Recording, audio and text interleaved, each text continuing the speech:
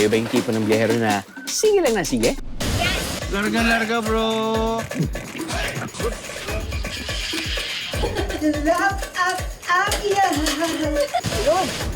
Yan! Paramihan tayo sa paghakot ng keting. Ito yung mga maliliit na pusa, di ba? Yeah. Hindi pa pusa. Keting. Yung kahit hindi pa lubos na kilalang lugar. Aba, G lang. Para itong mga kasama ko, kahit first time sa mga susubukan, walang aatrasan.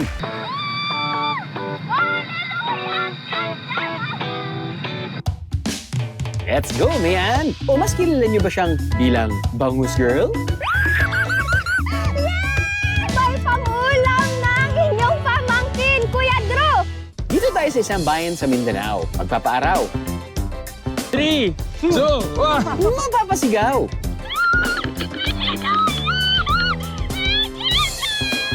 At talagang mapapawaw! Gusto niyo nang sumama, no? Eh di tara sa Lake Cebu!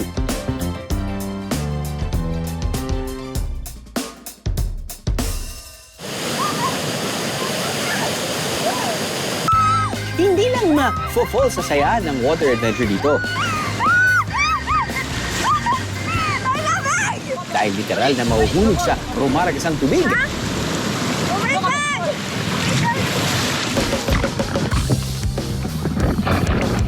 Kuya! Nalaglag!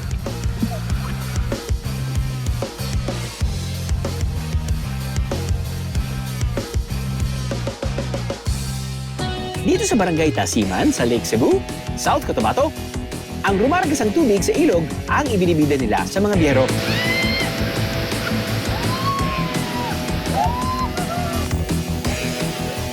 Kung akala nyo ako na ang pinakagay na biyero, nagkakamali kayo. Sa tingin ko, nakilala ko na talaga ang magpapagulo ng buhay ko. Mula sa pagiging online content creator, kinagiliwan na rin siya sa ilang kapuso shows. Humanda ka ng mabasa, Nean Basa, aka Bangus Girl.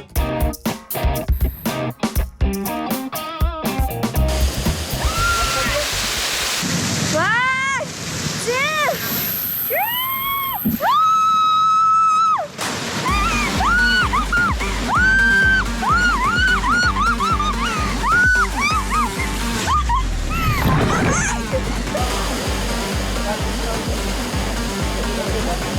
Naging tubig. Malamig ang tubig. let's go! Woo! Nasa 30 to 45 minutes ang activity na to.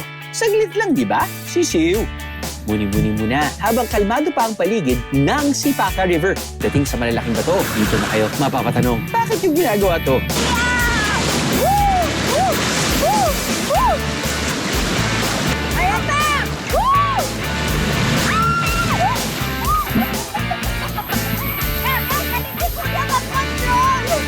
Kaya Mayan, dapat ka lang.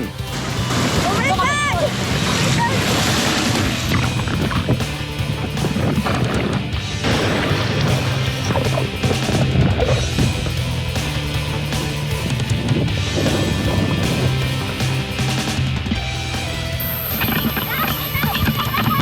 Sabi naman sa'yo, kapit lang.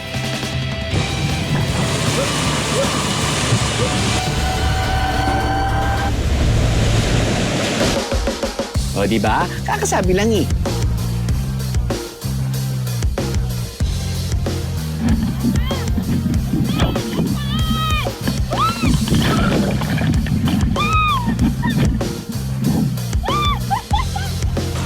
Kung ako ay medyo nonchalant, itong si Mayan, may boses pa kaya pagkatapos namin dito?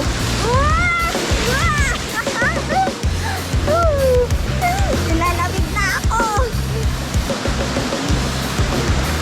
Napatay tayo ng 850 meters, 22 minutes. Oh, kaya pala parang nabitin pa ako mga kapuso. Wah! Hindi nakakabitin siya dahil sobrang saya dahil Yes po. hindi mo ala. Kailangan rin ka talagang ano eh, kahit na may guide ka, Yes po. kailangan maging hyper alert. Yay! Woo! Woo! Dahil mas kilala sa Lake Cruise ang South Cotabato, itong water tubing ang ibinibida nila para sa mga turistang naghahanap ng adventure. Basta raw maganda ang panahon, pwedeng ma-enjoy ang water tubing dito. For 350 pesos, pwedeng na ring ma-experience yan. Sa probinsya ng South Cotabato, kabilang ang munisipyo ng Lake Cebu. Hango sa katutubong wika ng mga Tiboli ang Cebu, na ang ibig sabihin ay lawa. Ang Lake Cebu ang pinakamalaki. Pero bukod sa nagagandahang lawa ng lugar na ito, ito ang sikat na talon dito na pwedeng masilayan ng mabilisan lang. Lumipad na parang si Superman. Testingan nga natin yan. Larga, bro.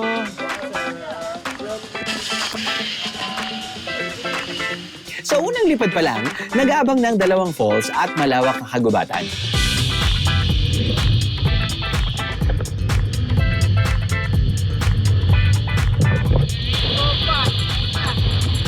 Feel na feel ang paglipad na parang superhero dahil 2 station ng zipline dito. Kinakailangan lumipat para makita ang iba pang mga talon. Kaya ang mga biyahero na sububok nito, kahit na nalula sa una, larga pa rin. Doon din kasi ang daan pabalik.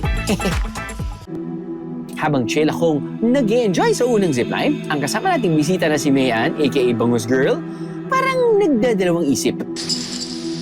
Hindi naman ginakulbahan ka, ma'am. Hindi ka makulba kasi ma'am na. Basta safe ako. Oo, Uncle. safe ka dali. Ilan na edad mo, ma'am? Ilan? Lord! First time? Ma'am, dahil ka na ma'am. Wala akong hahawakan. Wala mo nakakaptan. Wala ka pa. Diyos ko lang! Wait lang, pwede mag-back out. Aba, anong back out, Mayan? Safe ka naman, Mayan, at sobrang worth it ang view. Uncle, hindi ako mag-slide. Baka lalabas ako dito. Hindi ah. Dati, promise parang hindi ko kaya. Haruy! Kaya-kaya mo yan, Mayan. Wait, oh my God! Pag nahimatay ako, hindi ako mahuhulog. Hindi ah. Lord, please, keep me safe. Hallelujah. Malayo. Kami. Diyos ko lang!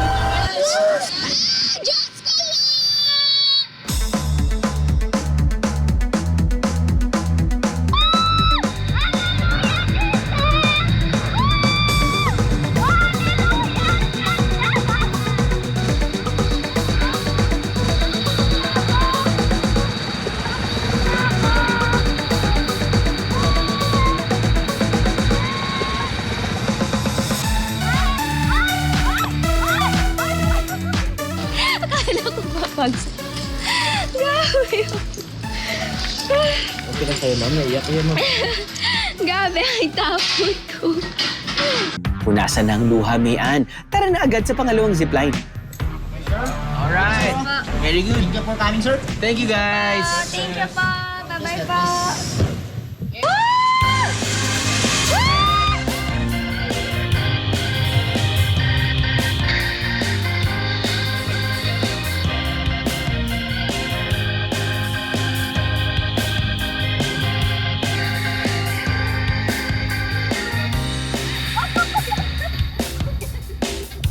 Grabe! Nung first ride ko po, first hike ko, Kuya Drew, may paiyak-iyak pa. Nagulat nga ako kasi ako nauna. Tapos nung nakita ko siya, sabi ko, bakit basa ang mukha niya? Yung pala, Umiyak, sobrang takot. Pero nung nandun na po ako, grabe, na-enjoy ko po kung gaano kaganda yung nature. Tsaka nakakita po ako ng rainbow sa baba. Ang ganda, yung, pati yung mga falls po. super ganda. Actually, Yes. yung kung saan tayo nanggaling, hindi natin alam na nung paalis tayo, yung back view natin sobrang ganda dahil may parang set of falls na. Sobrang ganda. Ang Lake Cebu kasi when it comes to tourism, we promote culture, adventure, and nature. So as you can see around, buhay na buhay po yung kultura ng mga Taboli. Protected area ang Lake Cebu because meron siyang mga features like lake falls, streams, rivers. Una, makikita nyo dito, yung isang malaking magandang lake, tapos may mga, may mga bahay ng mga Tiboli tribe. Then expect natin dito yung magandang pakikitungo ng mga tao, at saka makagandang view. Isang protected watershed ang Lake Cebu dahil dito nang gagaling ang irigasyon ng South Cotabato at Sultan Kudarat. Bukod sa ito, ang pangunahing pinagkukunan ng kanilang kabuhayan, pati mga namumukadkad nilang hardin, nasa lawa rin. As in! Isa sa kilalang destinasyon dito ng mga biyahero, ang Lotus Garden. At para kumpleto ang pag-aura sa lawa, pwedeng magrenta ng mga kasuotan ng mga katutubong Tiboli.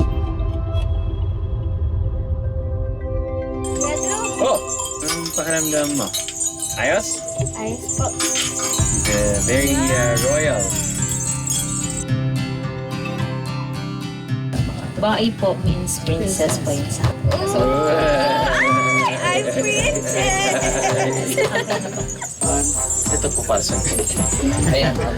Pagkano yung babayaran? Ready na kami bayaran. Para magkaroon ng mas malalalim na pagkilala sa mga Tiboli, nagpaparenta sila ng mga katutubong kasuotan. Ito raw ang sinusuot ng prinsesa at mandirigma ng kanilang tribo. Sino kaya yan? Princess Mayan? Kasama sa Lake Cebu experience ang pagpunta sa Lotus Garden. Kung gustong makakuha ng magandang picture kasama ang mga lotus, kailangan daw pumunta ng maaga. Kadalasan kasi, nagsasara ang mga bulaklak nito pagdating ng alas 10 ng umaga. Pero kapag naabutan ang pag-bloom ng mga lotus, ay sure na winner!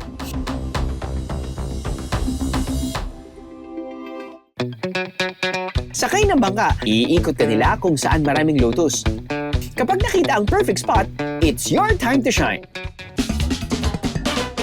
Hindi lang lotus ang bida ng lawang ito dahil meron daw isang reyna rito at ang pag-welcome niya sa mga bisita, extravaganza. Atake ang postura. Welcome to Punta Isla Lake Resort. Pero teka, ang pagtanggap ng bisita, buwis buhay? Kung gusto raw kasing mag-lake cruise, si Richard aka Servadora Queen ang perfect kasama sa tour. Nadiskubre raw ang kanyang gimmick nang matuwa ang isang guest sa kanya.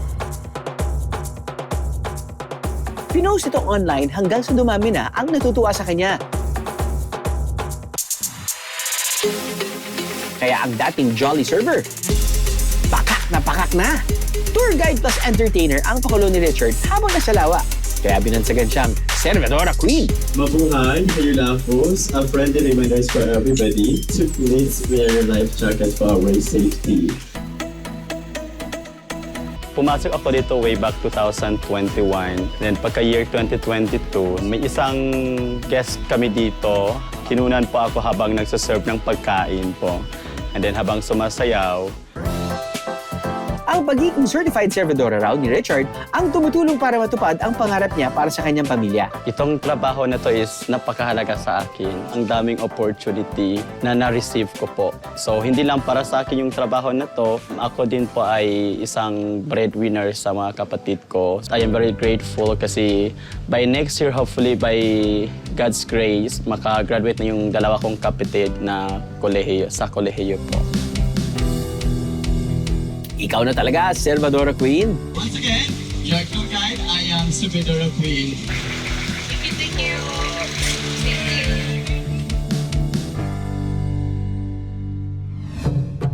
Kung si Servadora Queen, todo effort sa pag-welcome ng mga bisita, ang katutubong ulam na ito ng mga Tiboli, pahirapan din daw muna bago makain. Ang pangunahing sangkap kasi nito, kailangan munang kapain sa ilalim ng tubig.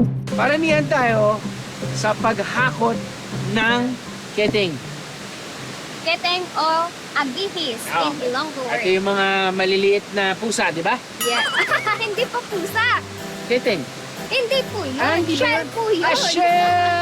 Shell. Okay. Alright. Ready ka na ba? Yes, ready. Ready kang sumayaw eh.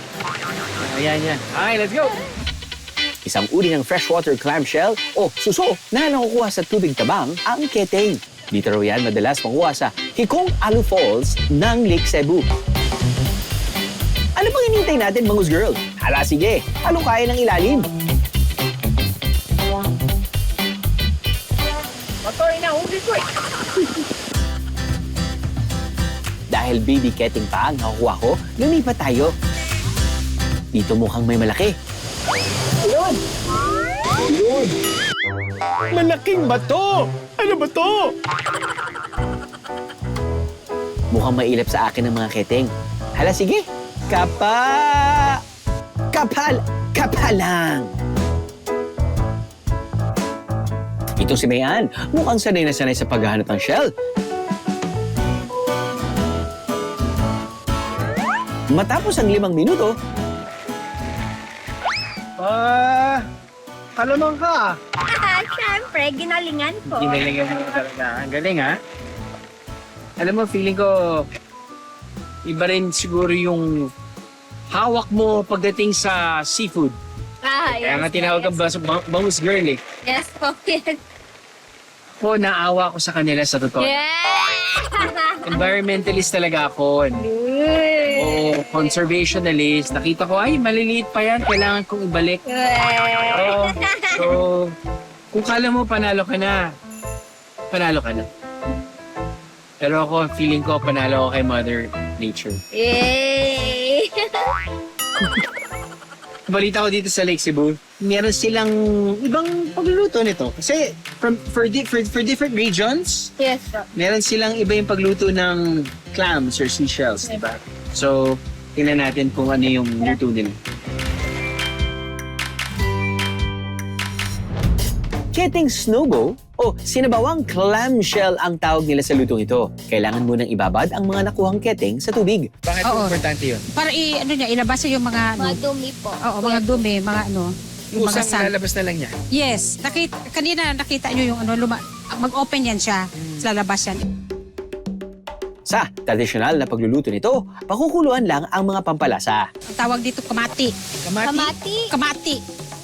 Kamati ang tawag dito. Lang yung S. Oo, so kamati sa amin.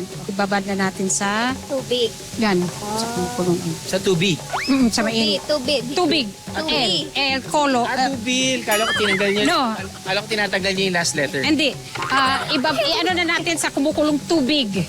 Tubig. Yan. Oo. Or luy. Hindi, sa amin is malatonok. So, ganun kasimple lang yan. No? Ganyan lang kasimple. Kasi alam ko, kapag iluluto mo yung mga clams, mabilis lang yan. Lalo na Pag bumuka na siya, yun na po yun. Eh, no? Lalagyan ng asin at muling pakukuluan. Ginadgad na luya ang magiging dagdag pampalasa. Kapag bumuka na ang keteng, ayun na! May pangulam na!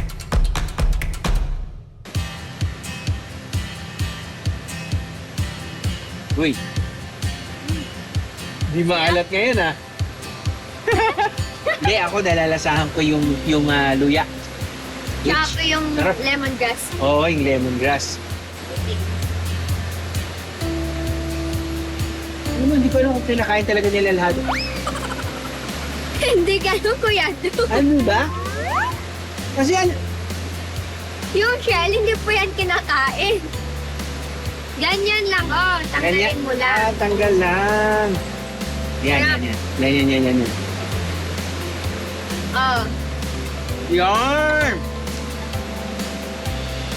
Very fresh. Yes. No? Kasi kakakuha lang natin. Kakakuha lang. Kung ang keteng pahirapan pang kuhanin, ang pangunahing sangkap naman ng putahing ito, madaling makuha dahil nasa bakuran lang nila.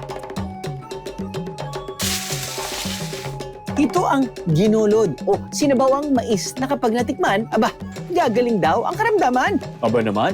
Curious ako sa kanilang locally tinatawag nila itong Tinolog. tinolog. Tinolog? Dinolod. Yan yung kapag pumunta ka sa tubig, tapos nun meron kang gustong patayin. Nilunod. Nilunod pala yun. Nilunod. Cheers, uyon. Oh my God. So, corn soup. Pero dahil may tanglad, lasang-lasa mo yung ginger. Yes. Di ba? Parang siyang kaldo. Diba? Oo. Ano yung kaldo? Kaldo. Aros kaldo? Aros kaldo. Aros kaldo.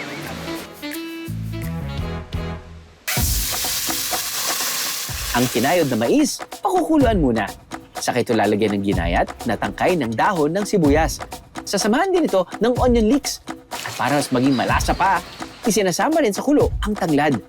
Nalalapit sa ginisang mais ng mga Tagalog ang pagkain ito. Pero ang sangkap na mas nagpapa-espesyal sa putahing ito ng mga Tiboli ang koti. Isang uri ng herbal plant na makikita raw sa Lake Cebu. Ang pinagsamang sustansya na dala ng mais at halamang gamot ng koti ang panlaban nila sa ubo at sipon. Ang putahing ito, madalas pagsaluhan dahil nagiging pamalit daw nila ito sa kanin. Palaban ang mga putahe ng Lake Cebu, pero hindi hamak naman daw na mas palaban ang mga tao dito.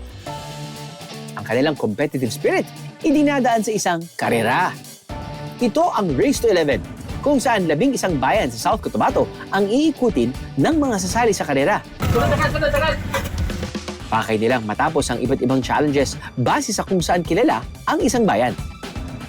Sa natapos na Race to 11 event noong November 2025, ang kailangan gawin ng mga kalahok pagdating ng Lake Cebu, magbayo ng palay at gumawa ng Tiboli Beadworks. Pangunahing kabuhayan kasi ng mga Tiboli ang pagtatanim ng palay. Ma'am, tourism office na kami, Lake Cebu po. Hi. At sumisimbolo naman sa kanilang kultura at pagkakakilanlan ang mga beadwork na kanilang ginagawa. Ang Race to 11, this is an annual competition. In each area, meron silang mga unique. You know, as you can see in Lake Cebu, we have yung bead making, that's culture. When it comes to yung livelihood, yung pounding of rice. So when you go to other municipality, iba naman yung kanilang in-offer. Para sa mga biyahero, pwede rin sumali. Makipag-ugnayan lang sa event organizers o South Cotabato Tourism Office.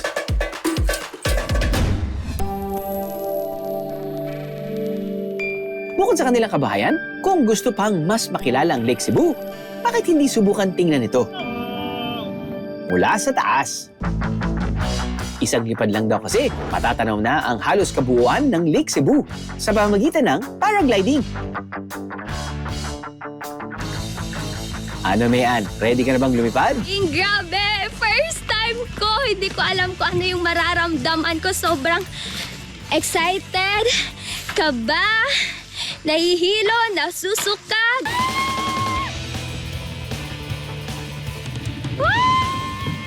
Mga kapuso, nakarating na po tayo dito sa destination. And ngayon po, nagsiset up na po sila, sir, yung mga pilot po natin na makakasama ko mamaya. Ready na ang piloto? Eh, ikaw, Mayan. Kailangan i-enjoy natin.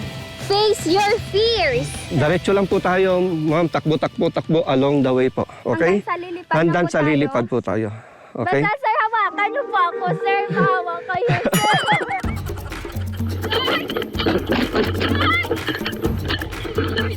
Ang liit kasi ng pamangkin niyo. Failed yung first attempt natin. Take 2. Kailangan po pala, mga kapuso, diretso. Hinga ng malalim, biyahero, Mayan. In 3, 2, 1. Lipad, bangus girl, lipad!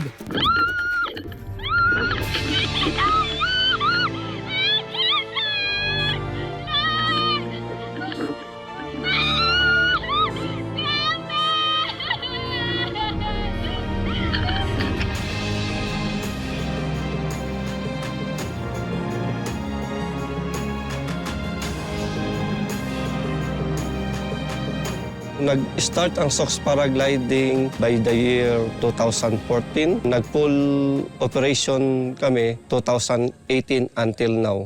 Ang paragliding Lake Cebu po is one of the amazing view na makikita po natin ang whole part of Lake Cebu, especially ang lake. Whole year round po ang flying namin dito. Meaning, both amihan tsaka habagat season, makakater po namin ang mga client. Nagkakalaga ng 3,500 pesos ang solo ride sa paragliding. Tumatagal ito sa himpapawid ng nasa 10 minuto. Kaya, Mayan, enjoy ka lang dyan. Ang sarap ng hangin!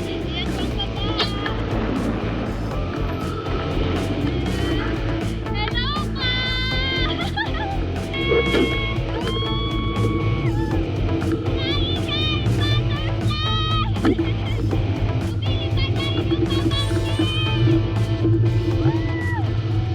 Kanina may paiyak-iyak pa ako. Ngayon, hindi na ako natatakot!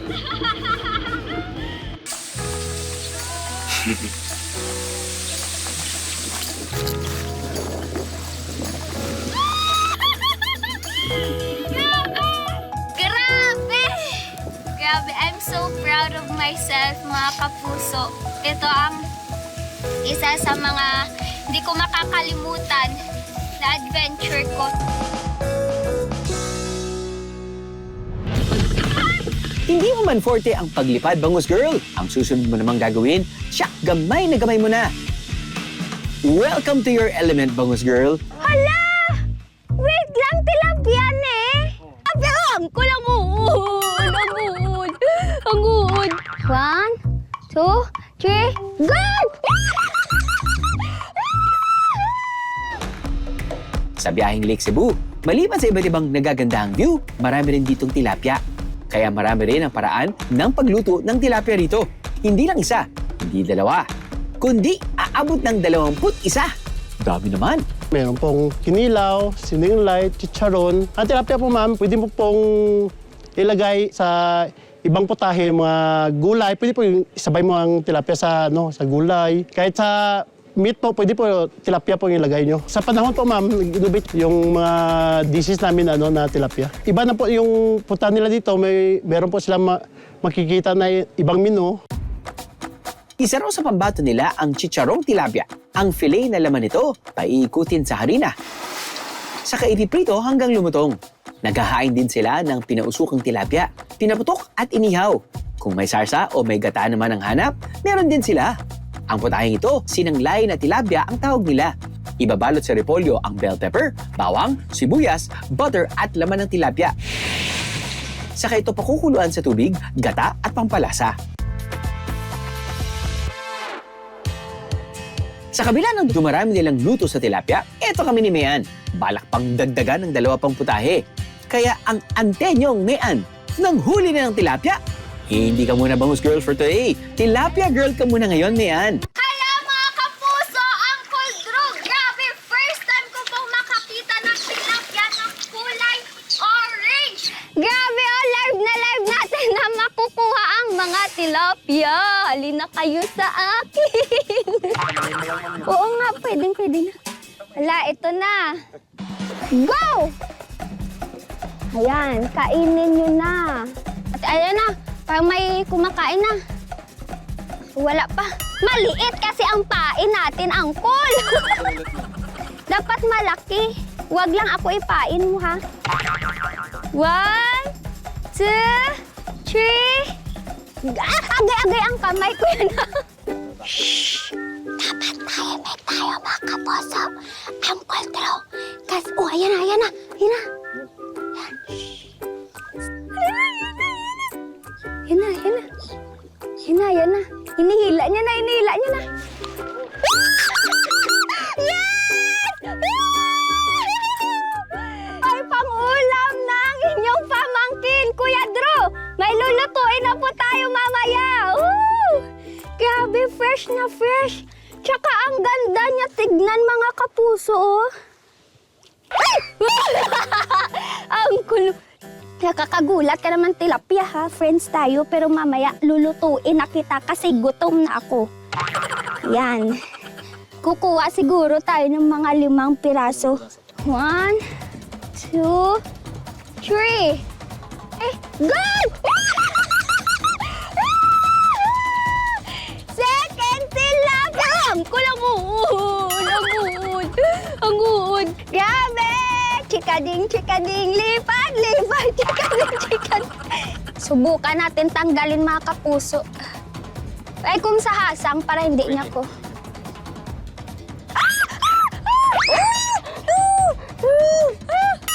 Diyos ko, nakakagulat kasi ito, mga kapuso, ang tilapia, oh. Damihan mo na yan, Mayan. Dami mo na yung akin dyan.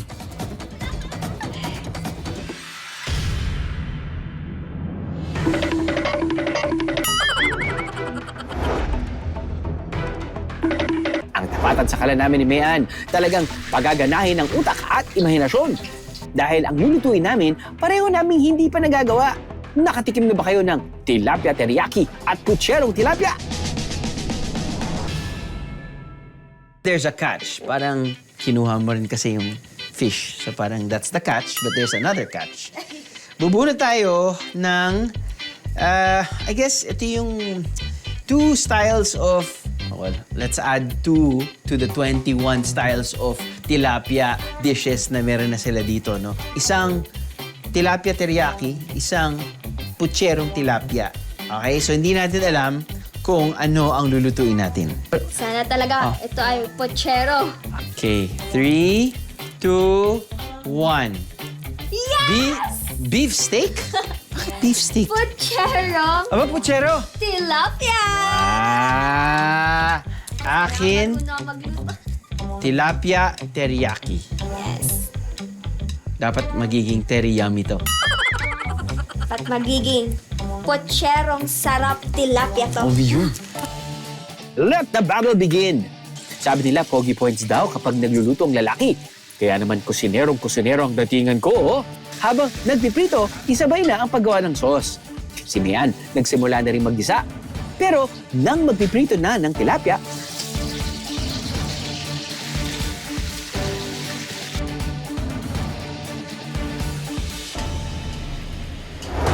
luto na ang sauce ko. Magiging sauce sarap kaya? O baka naman sus ko po ang kalabasan. Konti na lang, ready na rin ang aking mga tilapia. Ikaw, Mian, anong lagay na putahin natin dyan? Huwag mo kasing daanin sa dahas, Mian. Madudurog talaga yan. After ng ilang halo at kulo, tilapia teriyaki at pucherong Tagalog na tilapia. Siyempre, ang huhusga sa mga luto namin, yung kasama sa nagpauso ng 21 tilapia dishes. Sino kaya ang tatanghaling panalo? Magiging tilapia girl na ba talaga? Si Bangus girl? O baka naman tatawagin na akong tilapia boy? Sir Butch.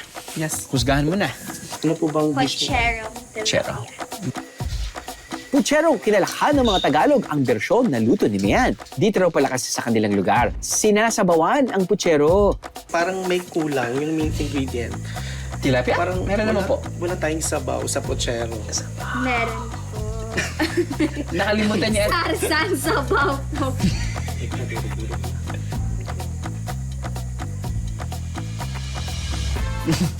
Presentation-wise, Wala akong presentation. pero mukhang ano na siya, aesthetic na naman na siya. Okay, let's dig into its flavor. Okay.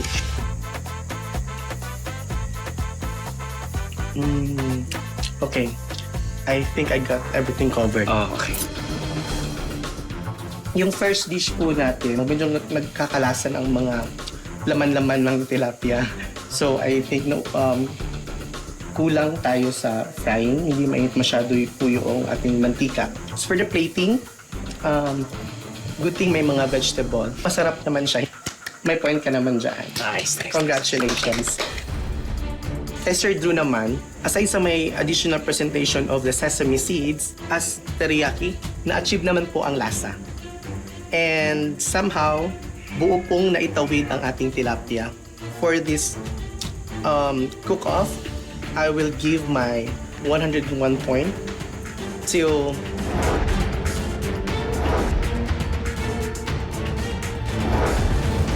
Sir Drew's dish. Congratulations. Thank you. Pwede po natin i-add sa aming 21 dish po.